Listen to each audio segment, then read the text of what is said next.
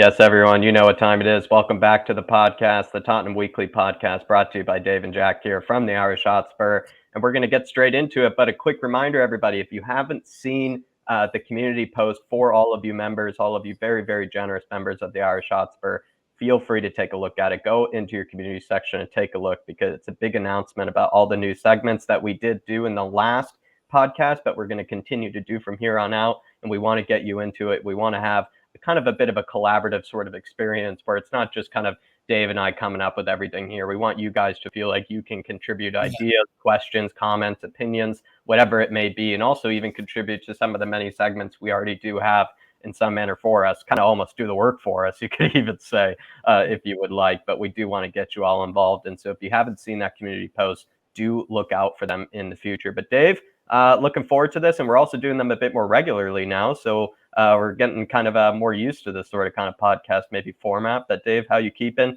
And what's on your mind today? Yeah, I'm absolutely in good form, Jacko. Can't wait to get this podcast started. A funny little segment at the start that I'm looking forward to. But everybody, you know, this is the result of what you have put in, what you have contributed to this. So hopefully you do enjoy it. And hopefully you get more and more involved going forward, because that's what we're after. So, Jack, let's kick it off. Let's not keep them waiting any longer. First segment, as always, what's going around on socials, and anybody listening on the podcast format, we will try our best with a bit of a descriptive experience here. But if you haven't seen on the Twitter sphere, a certain Harry Kane has missed a penalty, and there's a lot of Spurs fans, let's say, kind of defending him, Dave, and rightfully so.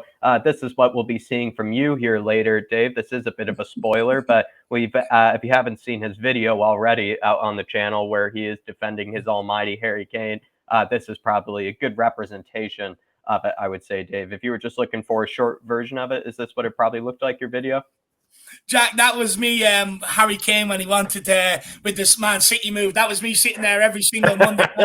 You know, Jack's like, "Are you ready for the fan show?" And I just draw my sword. I'm like, "I'm ready." You know, but honestly, Jack, war paint on. That's why I text. That's why I sent in a message at 2:00 in the morning saying, "I need a thumbnail. Leave my Harry alone." That's the way I was feeling. I was sitting there Sunday morning. People were just sending me videos and memes of Harry Kane. You know, I've just said, right, out comes the sword. None of this, not happening. That's me every single week. In fact, that's me. Anytime anyone wants to have a Harry Kane debate, that's me. I'm ready to take them all on, Jack. The whole army. Well done, Trevor. Absolutely right. Brilliant. And Dave, this is from Patty here. Spurs potential new signing spotted last night during his medical legging. During his medical, he was legging it out of the stadium when he saw what they offered him in wages. So this kind of makes sense and probably explains the story here, Dave, because in the medical, they kind of get you down right to the bare and bones, to the boxer shorts and all that, but you keep the trainers on because you get on the treadmill. They put all that stuff on your chest and everything. And this is probably just that new signing, just breaking out of the stadium and kind of like Bane from Batman kind of style by the looks of it, Dave. It's almost like we tried to sign Bane. And it's what's his name? Tom Hardy breaking out of the stadium there, Dave. But thoughts on this? Is that maybe a good explanation from Patty? It's absolutely hilarious. It's spot on. Imagine that he's there getting his medical done. His agent walks in. I think he does have one of the wires still attached to him, right? From the medical, you could see something. What you don't see is when the cameras pan around, you see the doctor running down the high street trying to get him back, or with his clothes trying to tell him it's going out. It's freezing cold. But you know what reminds me of, Jack? I can't remember the name of the movie, but there's a movie where Will Ferrell. I can't remember what it was, but it's about this guy and he's living in like a college campus, but he's an adult. And in the movie, Will Ferrell, he's drunk and he does this naked run, and his wife and their friends are going along in the car, and he's just running along the side of the car. That's what that reminds me of. But Paddy, absolutely, nights, baby. You got me giggling, my man. On this one though, Jack, I feel like it should be headlined a little bit differently, saying Kane back in training. For me, there's two headlines you can have. It's like Kane running away from the haters, or, you know, Harry Kane running after the ball after the missed penalty. But absolutely brilliant nonetheless. Honestly, that guy, what a legend, Jack. You know, the guy's gone viral overnight, and every single Christmas this will be whipped out, you know. Absolute legend. It takes some bollocks to be running out there in the freezing cold like that with the snow right by the Tottenham Hotspur Stadium. In fact, I wish I had a video like that. You know, give it a couple of years, you might see the Irish Hotspur doing that. Well done, John Stokes. And I think that's what Kane's going to be looking like after missing the penalty, even more motivated. And maybe kind of actually a good sort of segue later, I would say, John Stokes, kind of with that title for that Twitter for what we're about to speak about. But also, Zoe, we wanted to shout out Zoe, who had a very popular tweet I saw on the Twitter sphere, Dave. And she wrote, Pickford is the perfect Hugo replacement for me. Homegrown, 28, and in his prime and commanding at the back, which is what is needed with our defense. There are two things here, Dave, that I think probably gave it so many likes, I think, on Zoe. So I must say I was quite jealous of that tweet of Zoe's because it did quite well. And maybe it's kind of the commanding nature of Pickford, Dave, in the back line that probably is a good shout that we actually are missing. In the case of Hugo, I don't think he really is a commanding type, but we did bring up in the past the Sporting example when he was kind of receiving the plaudits after making a big save, didn't really scream at his players to stay switched on and to remind them that he kind of bailed them out there. Instead, he got punished for it for not really calling them out or not really making any sort of kind of big screams or any sort of big kind of commands, let's say, and being a leader. Whereas Pickford, we all know, is a bit of the opposite of that. He almost kind of screams and shouts a bit too much in some people's opinion, but he also knows how to get it launched.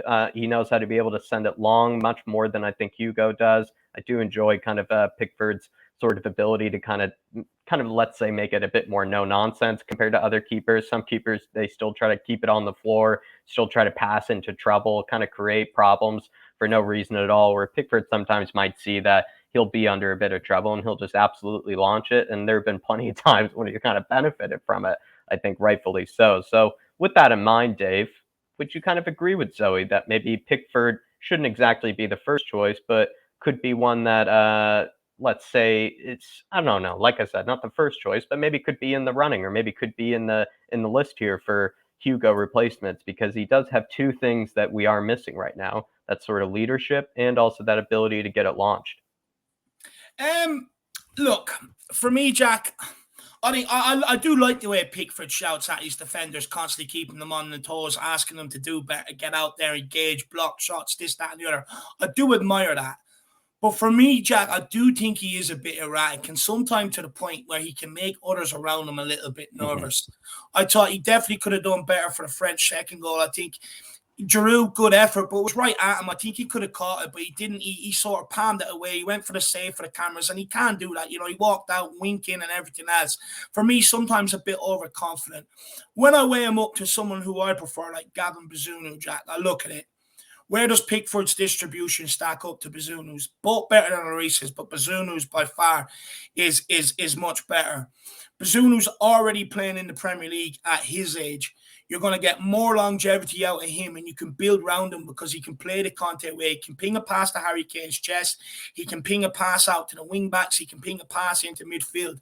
And he's going to be cheaper just purely for the fact that he's Irish. The fact that Pickford is English and an English international. And because you have to meet the homegrown quota on the Premier League list, they come with a fee, Jack. So for me, I think you probably get Bazunu cheaper. And I actually have a feeling that you're probably going to see Pickford's career go a bit similar to Joe Hart's very, very soon, I reckon. I think Ramsdale will probably be in number one for the next tournament, and you'll see Pickford sort of tail off, in my opinion.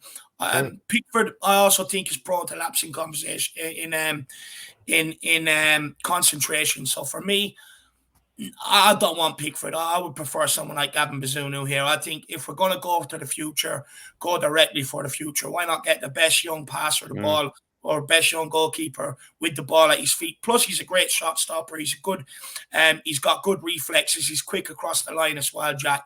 So for me, I think if you want to play the Conte way, I think Bazunu's the only answer.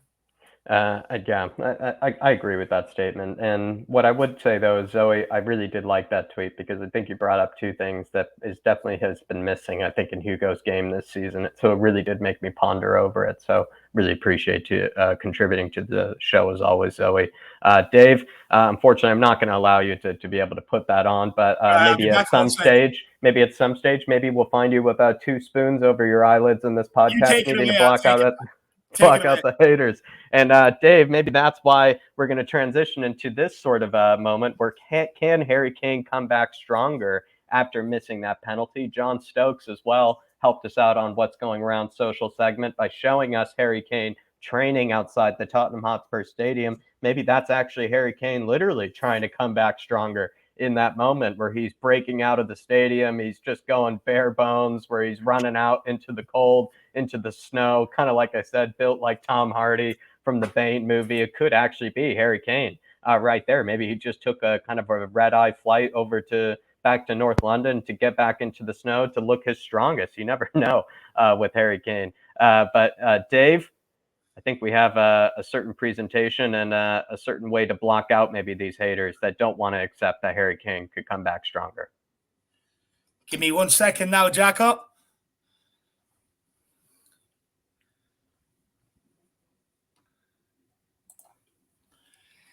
All right.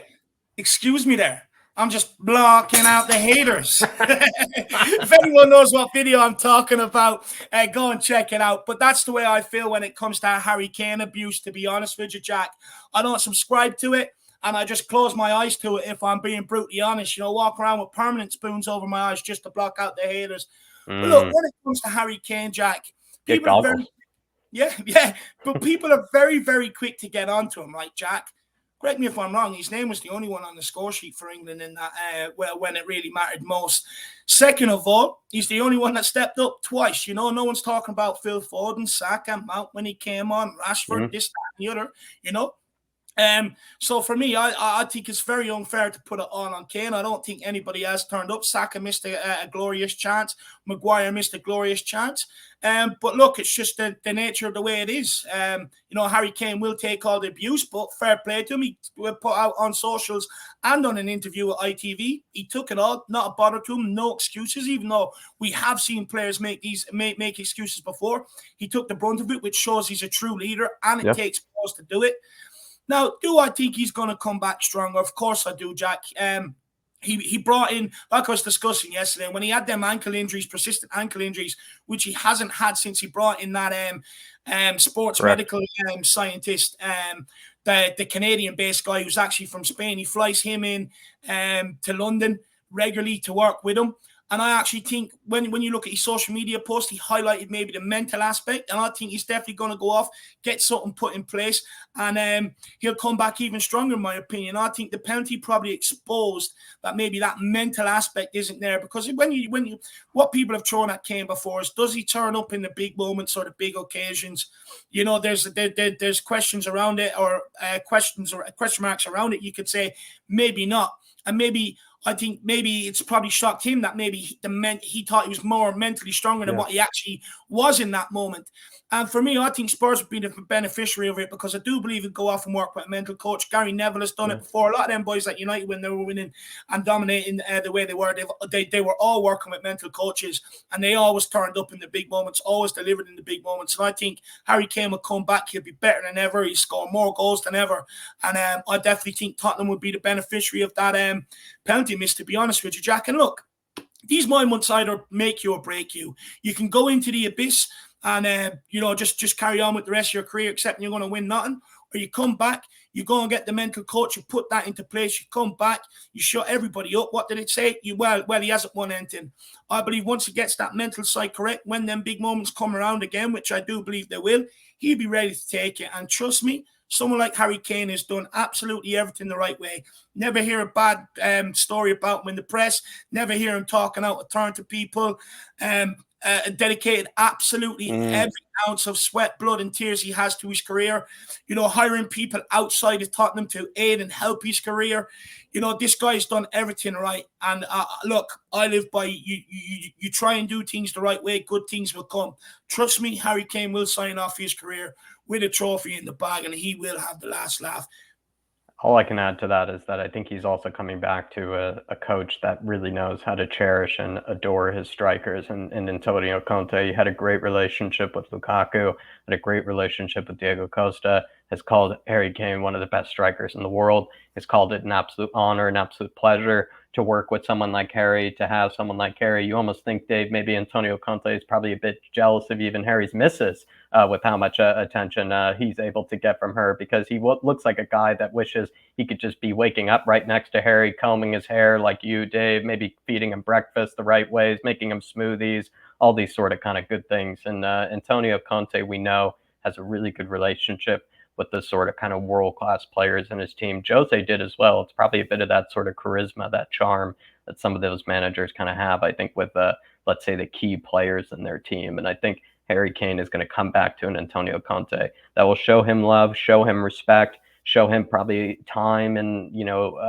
let's say probably patience if needed to, but also maybe get him back stronger, like this question is saying here. And I think that could also be the case too, maybe quickly, just also for a certain Sonny, because Sonny didn't really have, I would say, the best sort of World Cup. I think he had flashes and moments of brilliance, especially that amazing assist. Talk about like sort of the composure to be able to do that at the end of the game. But he didn't really, let's say, have a brilliant tournament with every touch or with every pass. He sort of still was I would say maybe kind of a bit inconsistent in his performances, let's say. And so there is something to be said about how Antonio Conte has to welcome him back and get him right on the right page. I think again, Sonny, I'm sort of like a lot of people, maybe just not worried. I do feel like he is going to find his feet again. There could be maybe some rumors about how we might be just unsettled this season with maybe all the changes around Tottenham and maybe all the expectations after probably last season with winning the Golden Boot. You could maybe say he probably put a lot of pressure on himself. You never know. But I'm not really worried there. Romero, I actually think it feels like he's gone now far enough with the likes of Argentina, especially if they make it to that final, that I think Romero probably then can have his mind taken off of the international team and then be able to focus on Spurs again. Once he's focused on Spurs again, I definitely see the real Romero coming back again. I find it a bit kind of weird that, I don't know, I could see why people are very concerned and worried about how he's not really showing the same levels of performances they did last season. But I don't really, again, I'm not worried that those are gone or, away from his game forever. I think, again, he's going to replicate those performances and still show that Romero is in there, and that Romero has been in there for Argentina. And I know that Romero will come back for the likes of Spurs. It just, again, I think once he has sort of the World Cup off his mind, I think that will be able to help him out tremendously. And Conte will get him right in the right mindset as well. Perisic has also actually had a great World Cup so far. He's gone quite far. You could even say Perisic might come back into the Premier League with more confidence than he left the Premier League with going into this World Cup break, because he's had a really good showing against Brazil. He stood up to them, was a leader. I don't know, Dave, maybe Perisic might actually come back into this World Cup with more confidence. Not that he really needed it. He's, a very veteran and experienced player, but he might actually come into this back from this World Cup with some confidence, Perisic. Yeah, I think he will. I think he's had a very good competition. But Jack, I think he's them Croatians. They have a really mad mindset. In fact, the RTE were doing a bit of digging into their mindset and stuff like that. And I think they were asking that goalkeeper Livakovic about it, and he was just saying, look, you don't understand the mindset that we have. Things just don't affect us. Outside noise don't affect us. I believe Perisic is of that similar mode, to be honest with you, Jack. Look, everyone got on his back, the first part of the season, but he still walks away with I think the most assists for a fullback around Europe, if not in the top 5. So, but I do think he'll come back, and you probably will see a player with more confidence, someone that would probably be a bit more, he'll probably produce even more for us going forward than what he has done, in my opinion. But what I will say to maybe the likes of Kane and Sonny, who maybe come back from the World Cup a little bit disappointed, Jack, sometimes you find yourself in a position in life that you've done everything the right way. Things are starting, like you were making finals, you've stopped making finals, stuff like that, and maybe things are going the wrong way. But you've got to use that as motivation and as a lesson, so that when these moments come around again, you're equipped to be able to take with them. You're equipped to be able to deal with it, and you use that hurt. You channel that when their moments come around, and maybe things aren't going the right way. You channel that then in that moment and use that to push you on. So and I think Kane and Son are of that ilk. So I'm excited to see them back in the Tottenham jersey. Let's all get behind them. Let's give them the love that they deserve. They're going through some tough times right now. But look, they've picked us up a lot of times. It's our time to do it to these guys. I'm a little worried about Lloris lastly. He could actually, if he ends up winning the World Cup, that's the best thing for him, because then he would really come back, I think, with a lot of confidence if that's the case, because I think he needs some confidence back when it comes to his Premier League performances. That's for sure. But there you are, everybody. Harry Kane. If I'm wrong. On Lloris quickly, Jack. It was not when he got his drink driving ban or caught drink driving after he won the last World Cup. I don't think he will come back stronger, to be honest with you. I think he's at the age now where wins another World Cup. I think he'll start to become complacent, if I'm being brutally honest. Maybe so, actually, Dave. There is actually, the double side of the argument there. And Fraser Forster, then, hopefully he's ready and willing to take the spot. And Antonio Conte is willing to give it to him in that case, in that scenario. But we did see Harry Kane training and running outside Tottenham Hotspur Stadium last night, everybody, with the shorts, and decided to go shirtless for it, which is pretty much everybody's liking there as well. So we did catch him. He's getting ready for the next part of the season. Transfer fraud watch, this little kind of intermission section of the show. Pedro Porro, Sofiane Amrabat, and Kolo Muani have been linked with us. Pedro Porro, I'll actually start with. I'm actually going to say not transfer fraud in this scenario, because he does share apparently the same agent as a lot of former Spurs players and a lot of current Spurs players.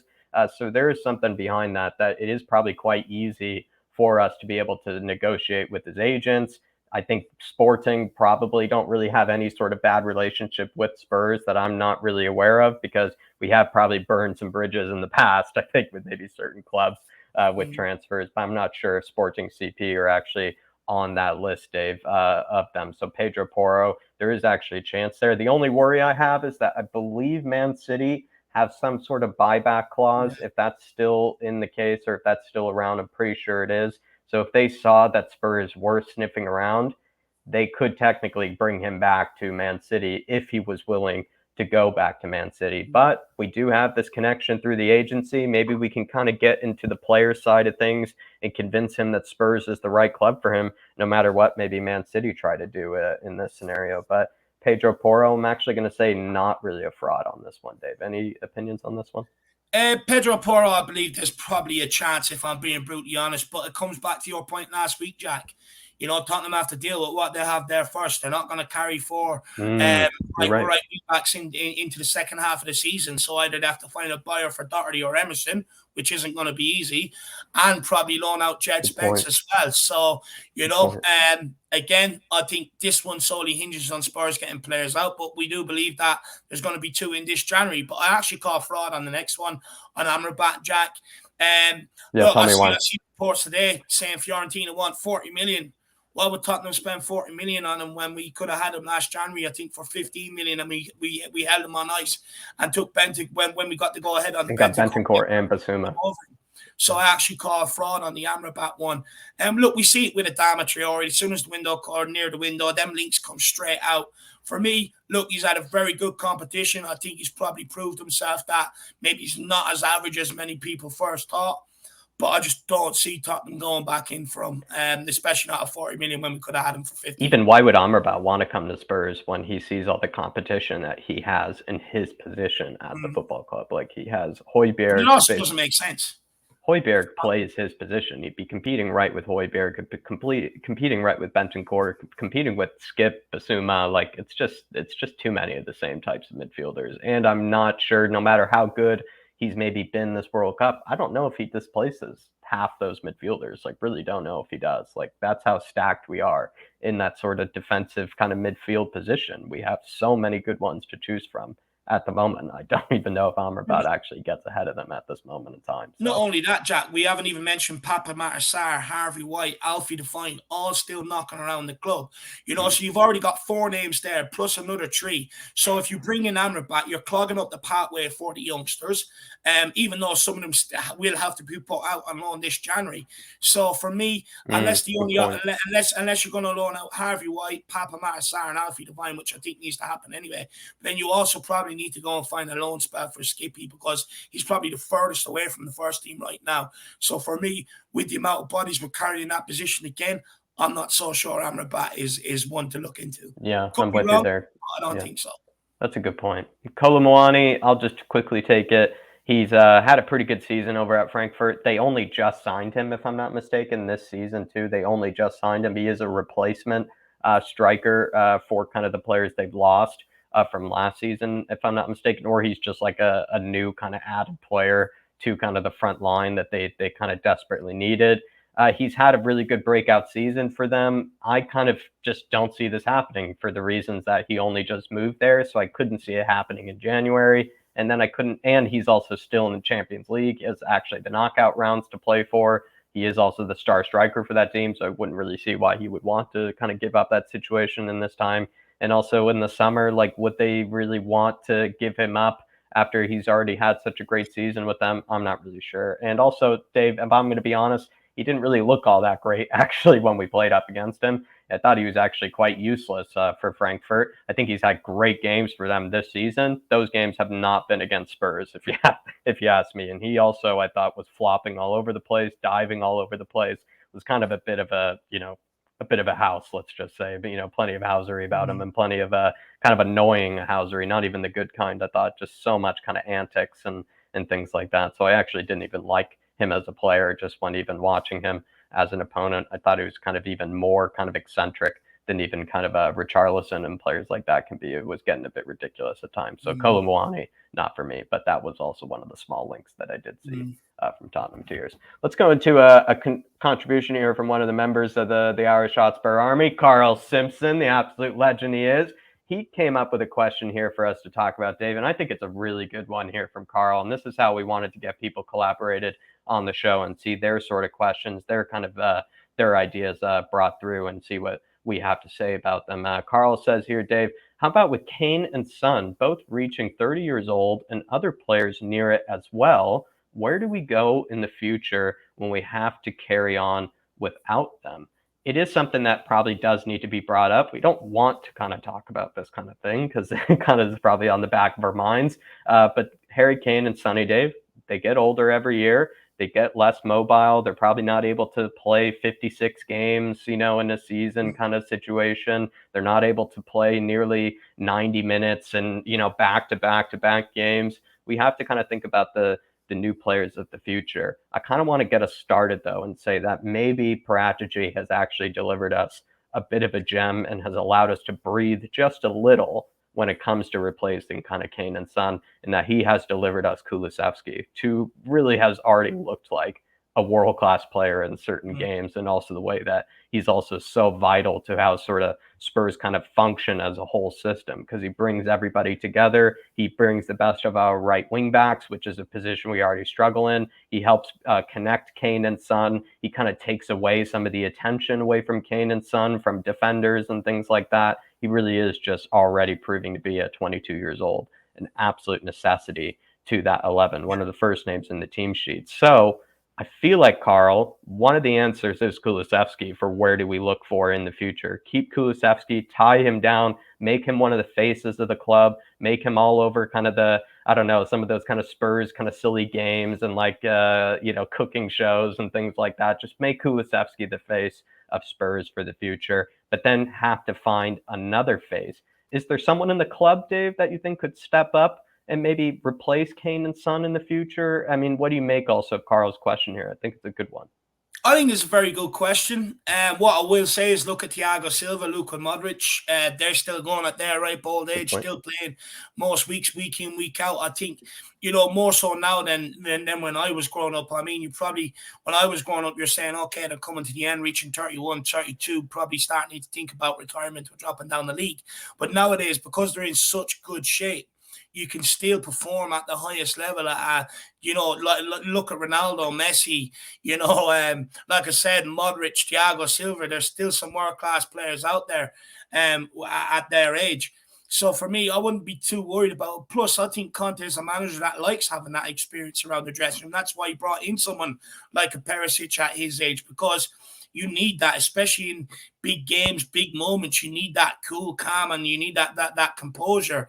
Sadly, what I will say is, Carl, I think we're a long way away from that. I think we've got more priorities first, but strengthening that back line, Probably getting another right wing back in here. Probably getting what I will say is, though, when you're signing your players up in the forward line, I think you should be looking at bringing in guys that Kane and Son can work with, young enough that they can learn with, but also have the good enough that they, when needed to step in, they can come in, because they can definitely learn a lot of the likes of Kane and Son, in my opinion. Look, Hugo Lloris is one that we're already looking to replace, which is positive.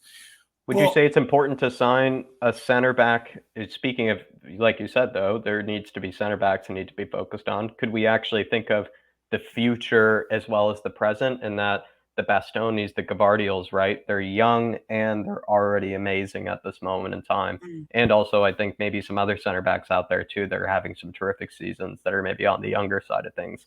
Would you maybe consider looking at that, Dave, as well, where I think we do need more of a leader in that back line? Probably do need to consider signing an older one like a De Vrij or something like that that can be a commanding kind of a veteran kind of center back. But it also might not be a bad idea to combine someone like Christian Romero with someone kind of a young sort of kind of center back age that can also be kind of a leader for the future and be kind of the face of Spurs for a long time, would you say?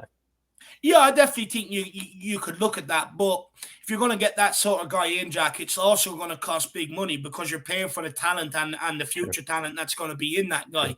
And as we've seen this season, as we've seen for the last 3 seasons since Toby and Jan were moved on because of their age, how important having a good back line is, having a strong back line is. So you've got to pay for them sort of players.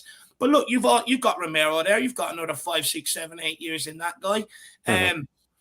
So for me, I think there's definitely positives going forward. But there's no reason why you can't go and get players around Romero's age and still have a plan for the future going forward. But I would argue that there is a plan going forward. You look at some of the transfer business. Gil, I think, is going to be a terrific player in the future. Papamata Sarr, he looks like a prospect. You've got Harvey White still knocking around. Alvy Devine, who's very, very highly rated and was highly sought after before he came to Tottenham. They brought in Will Lancashire into the underage setup for his goals that he was scoring at Sheffield United. They brought in Jed Spence. They've signed Destiny Udogie. Very good point with Udogie too. Yeah. Bringing in Kulu as well at his age. So for me, I do think there is actually a progression. They're maybe aware of it. Next phase and looking to the future. I wouldn't say we're neglecting it, but it's going to find someone very, very hard. And this is something I spoke about before, Jack. We can sit here, ridicule Son, Kane, blame them for all of our frustrations and disappointments. But how many times have I said before, we will never truly understand how good they were until it becomes until it comes to replace them. And you notice the void that they leave. You might bring in a player that, he runs in behind, but he can't hold up the ball like Harry Kane, can't spray the ball like Harry Kane. You might bring in another winger that has a bit of pace, but might not be able to take always offsides or something in comparison. May not be able to use both feet the way Son does, with goals into the corner, shoot from outside the box the way Son does. So, but I will say, Carl, I do think there is some sort of progression plan with all the names I've mentioned of looking to the future. Yeah, that's a really good point, Dave, actually. With the way Paratici has taken it over recently, it does show that they're probably quite aware of actually what Carl has brought up here, that they do need to be identifying players that can be the face of Spurs for the future once that big hole of Kane and Son is there. And also with other players, like you said, too, in the case of Hugo, too, with goalkeeper, that's certainly a position. And I haven't even mentioned Parrott or Scarlett yet, out on loan. You know what I mean? Scarlett, very good point. Yeah, Parrott, I don't think will make it at Tottenham. I just sadly don't. Scarlett, he's very, very highly rated. On the right track. Every opportunity, and exactly, Jack, he's on the right track. So, Carl, I think give it another year or two. Let's see what happens. But I think we're on the right path in what you're suggesting. But good talking point, Carl. It's nice to kind of withdraw yourself, like bird's eye view of Spurs sometimes, and sort of look at the future and try to look at maybe where we might be ahead of time. So it's a great question, Carl. And if you wanted to be like Carl and kind of contribute to the segment and contribute an idea to the show, feel free to respond to this community post section, this community post that we're going to put out there for each and every podcast. And another person that got involved, another person that's going to help us out here in this is Segal, another member of the Irish Hotspur Army. I'm not sure if he intended this to be a Jim White question, but I just decided for it to be, just because I think I maybe have an idea maybe what your answer might be here, Dave. And so Segal, hopefully you take it in the best sort of way, in the best sort of spirit. But should Conte ditch the 3-4-3 in favor of the 4-3-3? And I think this is a brilliant Jim White question, because a lot of people have been kind of talking about this. A lot of people Why? have kind of criticized Conte for it. And it is sort of kind of maybe a bit of a Jim White question, where it allows you, Dave, I think, to give your kind of answer and your sort of your spiel, but as well, I think it is a very sort of common talking point for the I guess for some reason right now. I feel like not answering it, if I'm being brutally honest, Jack. I mean, A, it's not going to happen. But B, everyone was screaming for Conte when he was after Nuno, even before Nuno, actually. They all said, get Conte, show us ambition. We bring in Conte, realize the squad isn't as good as we first thought, or some of the players aren't as good as we first thought, and we find every other excuse around to blame Conte, but rather look at other areas or other aspects. For me, let's get this straight. A club that has, or a fan base that has aspirations of winning trophies. I won't say the club, because they need to do more to prove that they do have them aspirations, but I think bringing in Conte and Paratici was probably a step in that direction, right?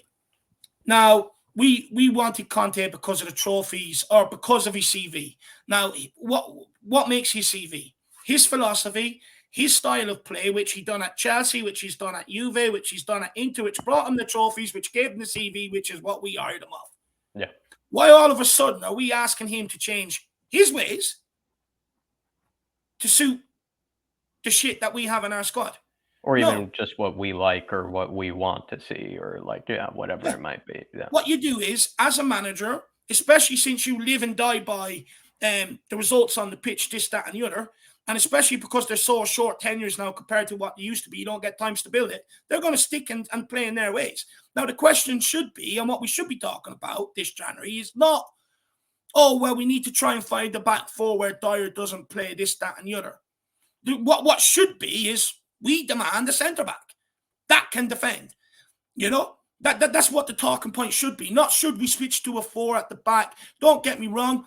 I think you could probably fit Richarlison in that system, drop Kane into a cam, and maybe make it more of a 4-2-3-1. But my point being is, don't sit there and call for Conte, and then when he comes, he gets us top 4 the way he did. Then you've seen this before with certain players, that they come in, they get a manager bounce, and then they fall off a cliff again, and we're falling into the same mistakes we done before with managers, where you start questioning managers. We almost expect them to be superhuman.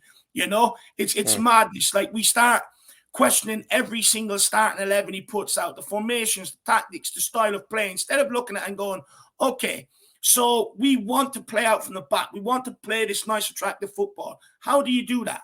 Well, I'm afraid it starts with a goalkeeper that can distribute. Starts with centre-backs that don't panic on the football, which we've seen with Dyer. It's come to him.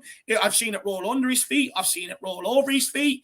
You know what I mean? Like, how do you expect to build up from the back and play that nice, attractive football if you don't have players across the back line that can play that way? So the question should be, if you want progression and you want trophies, it should be get them out of the team, get players in that can do that job, and roll forward Conte's philosophy. Not ask him to come to a club that has failed and has lost and has only won one trophy under this ownership, and ask him to change his ways. You bring him in for everything that he's about, you back him, and you bring in the players to implement his ways.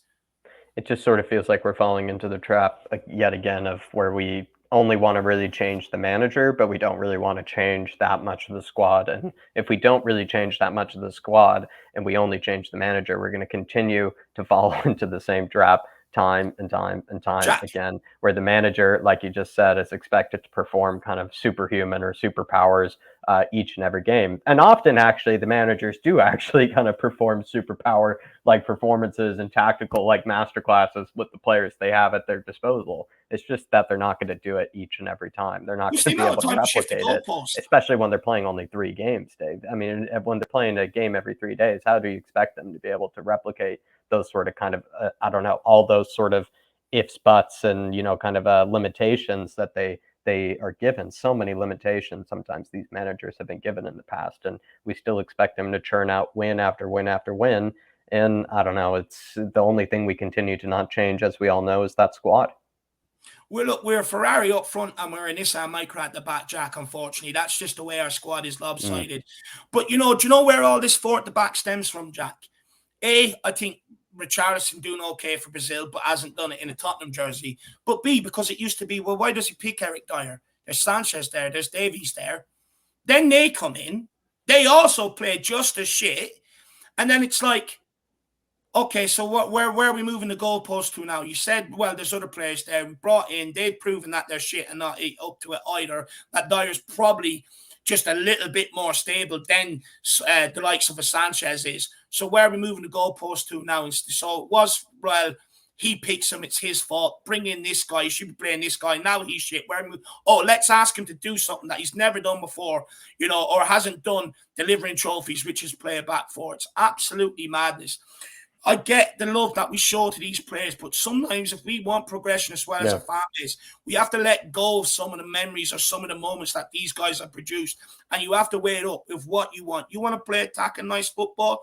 Well, it starts by calling out and being brutally honest about some of these guys. Simple as.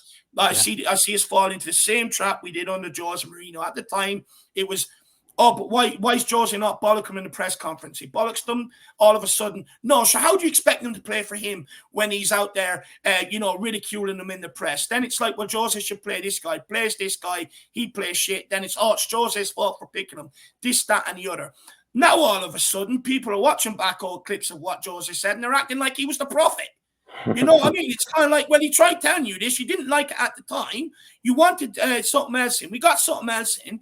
It's like, at some stage, Jack, if we want to deliver a good, solid product on the pitch that can take us back to where we were, or I'd even accept the heights of where we were, even though we didn't win anything, but back under Poch, it starts with giving a manager time, letting him slowly clear out the deadwood out of the squad over time, bringing in more players and pushing on for the future. It's what Pochettino done. He was allowed to get rid of loads of players, slowly push more out the door, brought in his players, and look where it goes. At some stage, we have to remain patient, because if you're not going to remain patient under Conte, you will remain patient under Carl from League Two. I find also that Conte is only like one or two players really away from, again, just showing how brilliant this 3-4-3 can be. It has been brilliant last season. It showed how devastating it was last season with some of the stats we were able to put up and just created chances per game, goals per game, the way that we were just tailing right behind Man City and Liverpool in terms of, I think it was like created chances and all that sort of kind of metrics. And considering the difference in squads that Conte actually has in the likes of Klopp versus Pep too, he needs a Pedro Porro type right wing back. He needs, I think, another Kulusevski type alternative in case one of them gets hurt or whatever. He already has a backup striker in Richarlison. Maybe he needs kind of another kind of alternative to Sonny in case something happens there too. But again, like I said, I really do think all it really is right now is just more center backs and that new right wing back of some kind. And that's really all he needs, I think. And you will see how devastating that 3-4-3 has already been in the past. Like, it's not like we haven't seen it be devastating to teams. It can pick apart teams and absolutely, just tear them apart. And we will be able to see that once he just gets, I think, just a few more players in. And we probably, like always, do kind of maybe get a bit impatient because we know that Levy could probably open up the wallet a bit more. And also because we want to be competing and challenging as soon as possible with Antonio Conte. It's all very understandable. But I just feel like let's just stick with Conte and understand. I actually personally think Davey's only like 2 players away from making this team look like almost a title-winning team. I don't think we're that far away. That's the thing. I don't think so either, Jack. But can I ask you a question? Let me maybe flip this and I'll Jim White you. So put yourself in Conte's shoes. You're Conte, you've won titles at Inter, you've won titles at Chelsea, you've won titles at Juve. Playing your system, your way, and implementing your philosophies and your ideals on the squad. When you walk into a club that hasn't had that success or hasn't had it over a period of 2 decades, what would you do? Because some would say, well, a good manager, world-class manager, adapts to what he's got.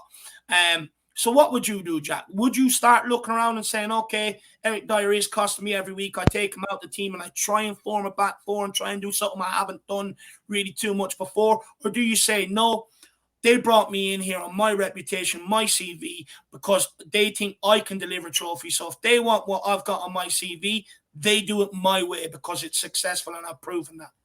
It could be a bit of like a misunderstanding or a bit of a myth, or I'm not sure, a misnomer. I'm not sure what the right word is for it. That a world class manager is capable of adapting and whatnot. Because I can't really think of actually that many that really do adapt very very often. Because you do look at Jurgen Klopp's sort of Liverpool. He's made some tweaks to maybe how it looked to his prime Dortmund side, but there really aren't too many differences really in it. It's a lot of still the kind of the same core sort of elements. Again, kind of still also sort of the same sort of formation and things like that. And I even think the tweaks he's made to Liverpool this season are only out of desperation, not out of what he actually wants it to really be, if you ask me too. You look at the likes of Pep, where he went over to Bayern. I don't think he really changed much. I think he pretty much just tried to make Bayern basically FC Barcelona and kind of wanted to make Bayern look like his own version of the Camp Nou, etc. They bought a bunch of Spanish players. They made that possession system kind of their style, even though that wasn't really popular in Germany at the time. It feels kind of the case too with the likes of Conte. Everywhere he's gone, they've allowed him to be able to play his sort of system. Funny enough, though, I think with Conte, he's actually shown maybe a bit more flexibility than actually some of the other kind of world-class managers, because he probably has made some sort of fusses in the transfer market, but he has worked with a whole lot less, and actually has been able to produce pretty good performances and pretty good teams with a whole lot less than I think actually Pep and Jurgen have, especially recently. Because you do look at the Victor Moses situation, it shows what he's able to do with maybe not very much at his disposal. You look at the Eric Dyer situation, shows what he's not really, and Ben Davies, etc., and other players, Davinson Sanchez, other players in this team, where he's brought good performances out of them. In some cases, in Ben Davies' case, in Dyer's case, kind of resurrected their Spurs career to some degree. It shows how he can tweak and bring the best out of players. I don't know, Dave. I just can't even point to that many managers that even tweak a whole lot to their whole system. Even look at the Brighton manager who just came in as well. Like, yes, he's kind of kept a bit of the same shape, but he's De Zerbi has been attacking a whole lot more. It's a whole lot more kind of gung ho than I would say Potter's side has been. It feels like you're right in that it doesn't really make a lot of sense for you to make a name for yourself in your sort of style, your sort of tactics, your sort of theory, your sort of way of going about things in football. If that has been successful for you and that has proven to be successful for you at various clubs, why is it that then all of a sudden when you go to a new one that you need to adapt to them and you need to change for them? It should feel like they hired you to be you. They hired you to be the guy to bring your talents, to bring your skills, to bring what you have done to be successful into the club. And for you to then change that and drop that and tweak things, right away. And it just seems counterintuitive, if you ask me. And that comes to a lot of professions, Dave. It feels like that would apply to different professions. It'd be like if you had a world-class chef going into another restaurant, and then that restaurant told him that he's not allowed to maybe hold his knife this way. He's not allowed to, handle things this way. He's not allowed to wake up and open the restaurant at this time. Like, it wouldn't really make a lot of sense, it's right. I think it applies even to other professions that way, especially if they're, like you said, especially if they're a real pro, if they're one of the best in their profession as well.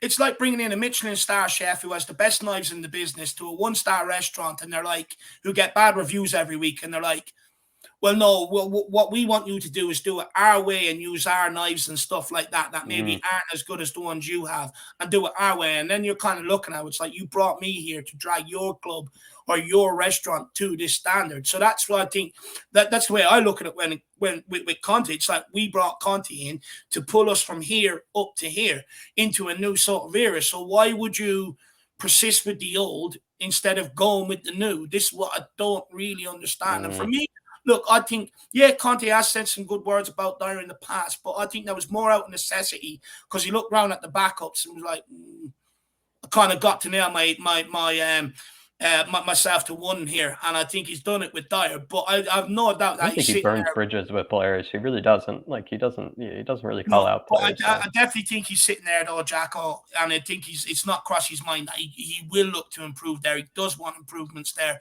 It's just whether or not Spurs will sanction the money to get someone in that at that level that we need. But look, I think Totally with that's you. enough on that 3-4-3 because and the 4-3-3 because honestly, the 4-3-3 is fantasy land. It just is not going to happen under Conte. Very Jim White of Seagal, though, to bring actually more out of us in that section, and also probably even get us a little bit past the time limit on that section as well. Very, very good of you, Seagal. Good man. Jack's new itch for Spurs, Dominic Livakovic, and this is all thanks to as well Brian C, who wanted to shout out a certain itch, and he was talking actually saying, Jack, maybe not an itch target for Spurs, as we definitely need defensive players in as a priority, center back and right wing back. But do you know the guy Orsic, who scored that fantastic penalty versus Brazil in the shootout into the side netting in the World Cup quarterfinal, and is the same guy who scored the hat trick versus Spurs in the famous Europa game versus Zagreb under Jose in 21? I think And he Orsic scored is against Chelsea this year, didn't he? Yeah, he did score a great goal against Chelsea. He scored a fantastic goal against West Ham, I believe, last season too, if I'm not mistaken. He scored an absolute worldie. I love Orsic. He's And been a then he played a weird. massive part in Croatia's goal as well. He did actually. I think he cut inside to play that Mm. pass, I think, into Petkovic, if I'm not mistaken. I think he's always been weirdly just overshadowed or just kind of maybe just misunderstood or just not really given the opportunity. I'm not really sure what it is because he doesn't always start for Croatia because I think there is a certain Perisic that's been ahead of him, but he doesn't get the chance at striker, which I think he probably could do a job at.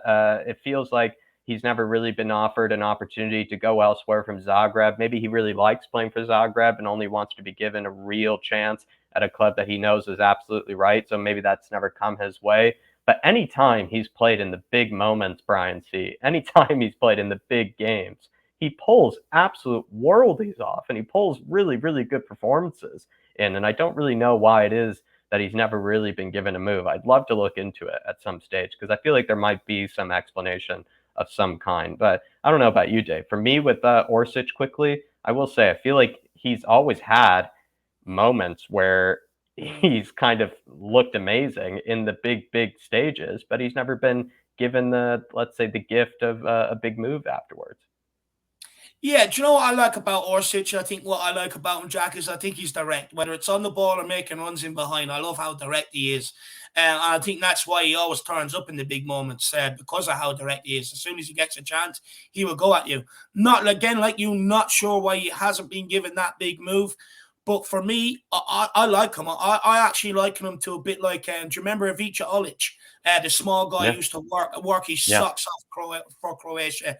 I like him a bit to him. And for me, rather than have someone like a Lucas Morris sitting there, I'd rather have someone like an Orsic sitting there. I really like how direct he is.